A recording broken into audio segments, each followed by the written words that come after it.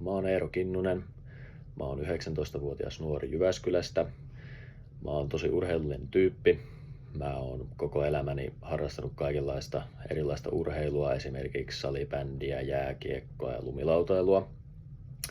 Mä haen tiimiakatemialle, koska mä haluan oppia tekemällä ja kehittyä tälleen käytännönläheisesti niin kuin tämmöisissä oikeissa projekteissa. Tämmöinen perinteinen luokkahuoneopiskelu ei ole ihan mun juttu ja se ei motivoi mua yhtä paljon kuin tämmöinen aitojen ongelmien ratkaiseminen yhdessä muiden kanssa.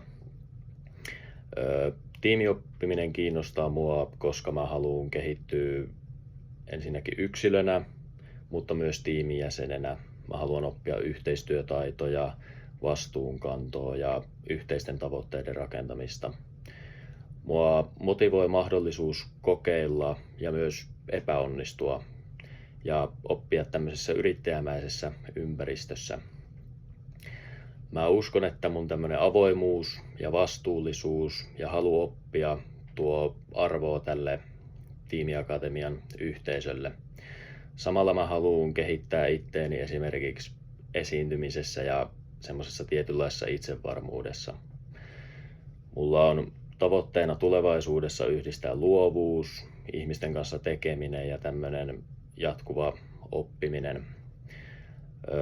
Tiimiakatemia mun mielestä tarjoaa mulle tähän erinomaiset valmiudet, minkä vuoksi mä koen sen olevan mulle hyvä paikka kasvaa ja oppia.